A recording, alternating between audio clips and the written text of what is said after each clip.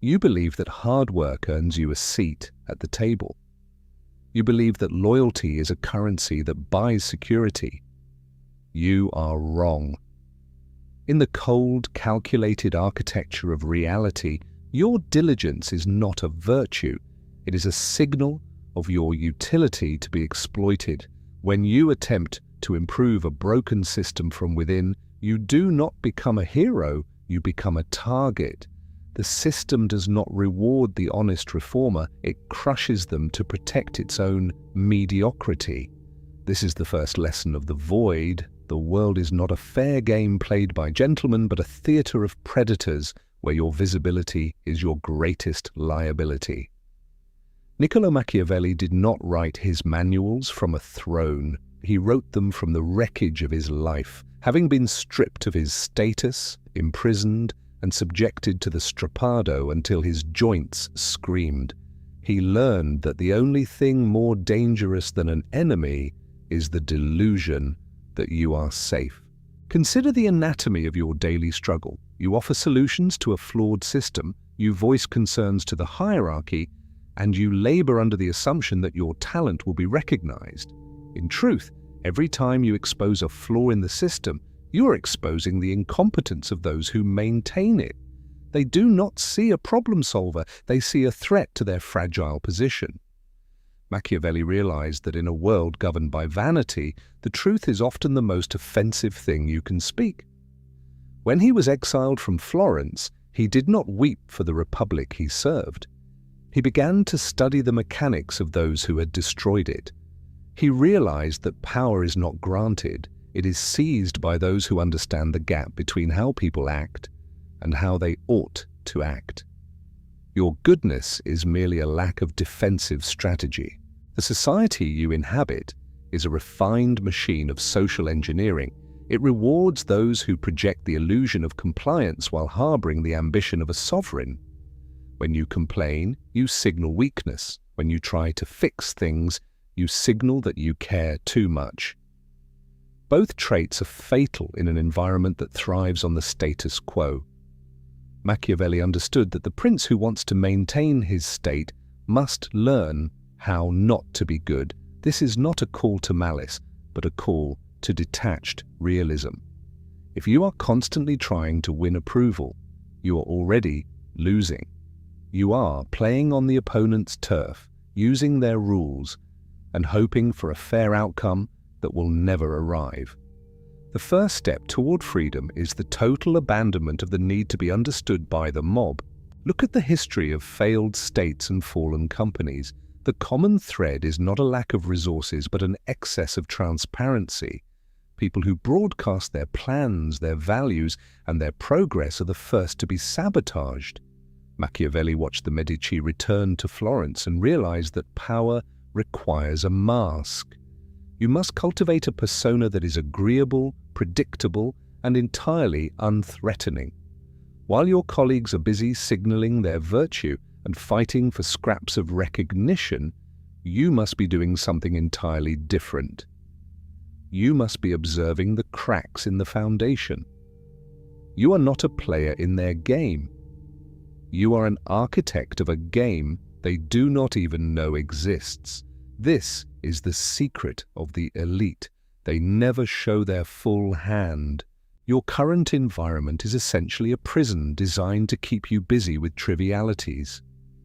The emails, the meetings, the endless performance reviews, they are all distractions meant to prevent you from building your own infrastructure. Machiavelli was a master of the bureaucratic world, and he saw it for what it was, a series of traps.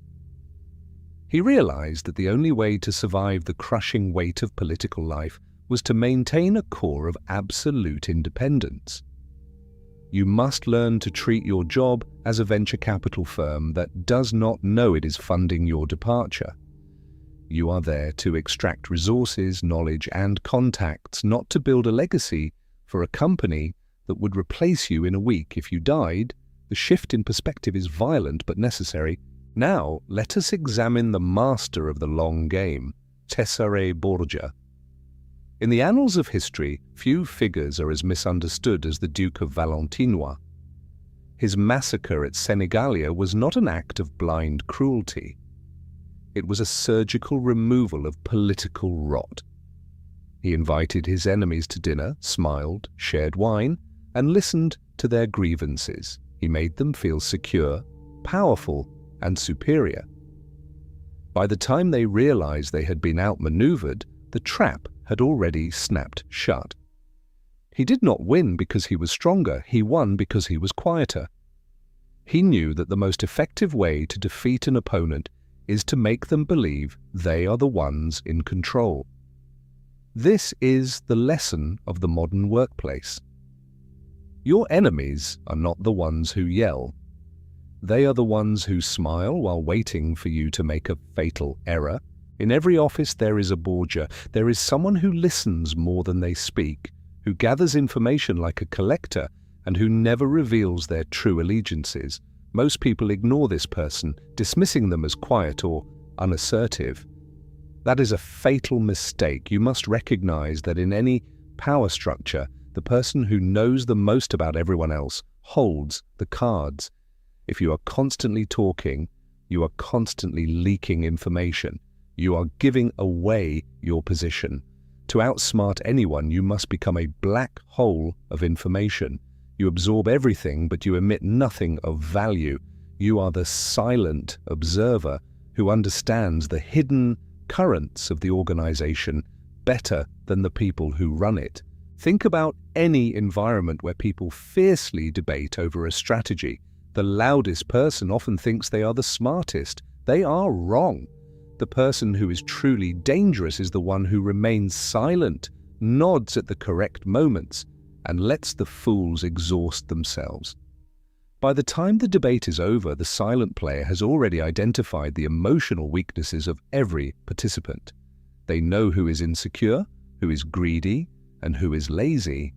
They know exactly how to manipulate the outcome without ever having to raise their voice.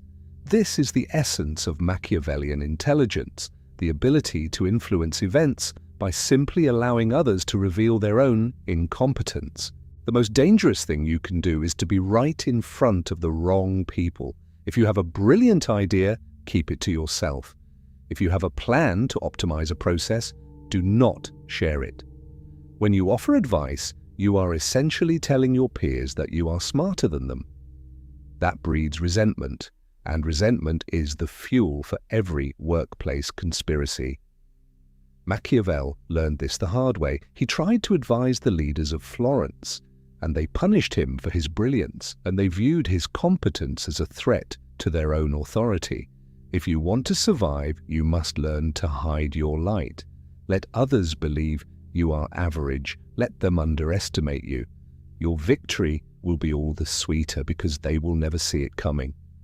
Consistency is a trap for the average. In the corporate world, they want you to be a reliable cog in the machine. They want you to show up, do your task, and stay within the lines. If you step out of line, you are corrected. If you show ambition, you are suppressed. You must learn to simulate the appearance of the perfect employee while your mind is entirely elsewhere. You are a mercenary in their ranks. You are there to collect your salary, acquire your skills, and build your networks, but you are not there to be loyal to a system that views you as an expendable resource. You must be the actor who plays the role so well that no one suspects you are actually preparing for your exit. The art of dissimulation is not about lying, it is about controlling the narrative. You do not need to lie to mislead, you simply need to withhold the truth. When asked about your future, be vague. When asked about your opinions, be neutral. When asked about your progress, be modest. By keeping your intentions hidden, you prevent others from forming an accurate model of your behavior. If they cannot predict you, they cannot control you. This is the foundation of autonomy. In a world where everyone is screaming for attention, the person who refuses to be noticed becomes the most powerful person in the room. They are the wild card that no one can account for.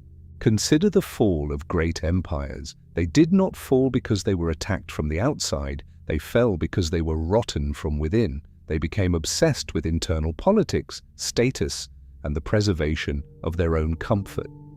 Does this sound familiar? Your workplace is a microcosm of a failing empire. It is obsessed with its own internal bureaucracy. It rewards the sycophants and punishes the innovators. If you try to save the ship, you will go down with it. The only rational choice is to secure your own lifeboat.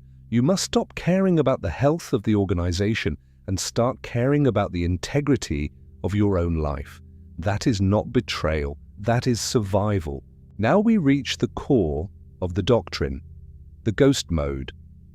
This is where the fox and the lion converge. The fox represents your cunning, your ability to navigate the shadows, and your capacity for dissimulation. The lion represents your resolve, your ability to strike when the moment is right, and your refusal to be intimidated. In ghost mode, you become invisible. You no longer engage in office gossip. You no longer waste your energy on pointless debates.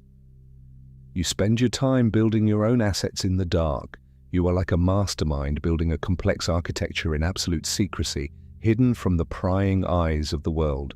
You are invisible, but you are lethal. The most powerful weapon you have is your silence. People are terrified of silence. They feel the need to fill it with words, opinions, and justifications. When you remain silent, you force them to fill the void. They will talk, they will justify, and they will reveal their intentions. You are the listener who holds all the cards. You are not a participant in the noise. You are a student of it. You learn their insecurities, their triggers, and their weaknesses. And because you have remained silent, they have no idea that you are doing so.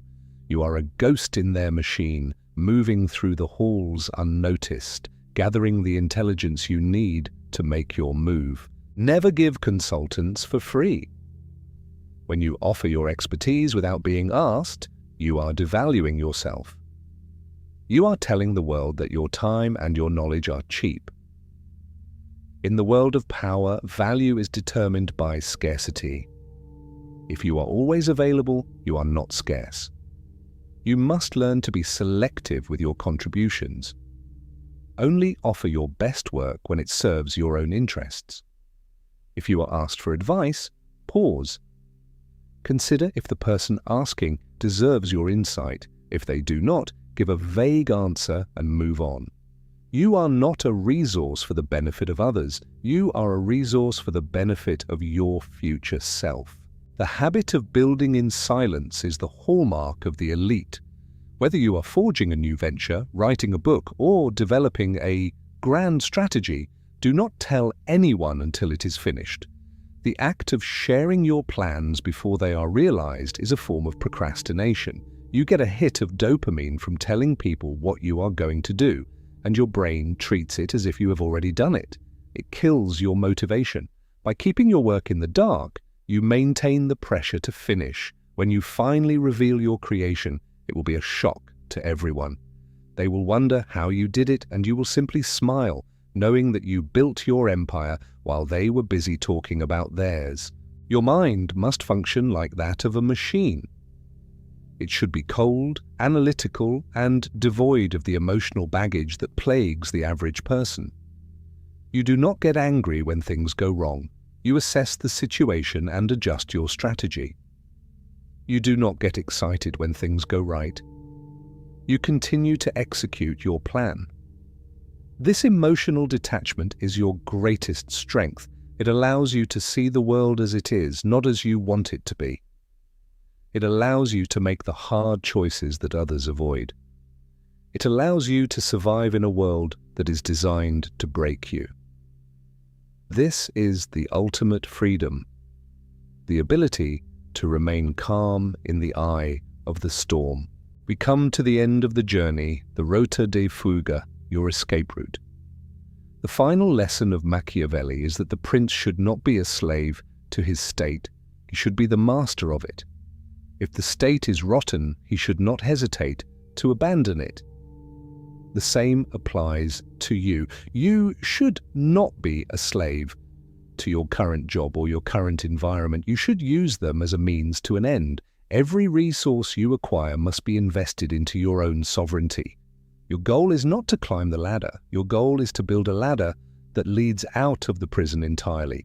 Focus on building invisible assets, digital infrastructure, intellectual property, and scalable systems. These are the things that will set you free. They do not sleep, they do not complain, and they do not require constant oversight. They are the new feudalism. If you own the tools of the future, you will be the one who defines the terms of the future.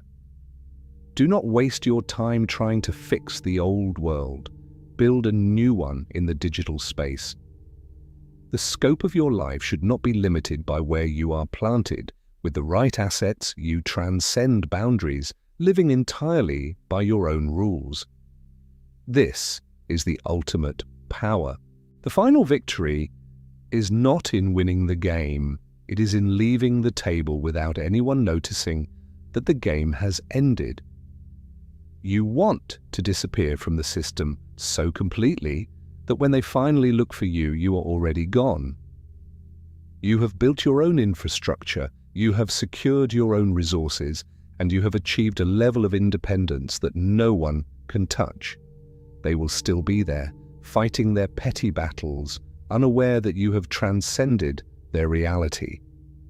You are the master of your own destiny, and that is a power that no one can take from you. You have followed the doctrine, you have mastered the ghost mode, and you have escaped. The world is yours.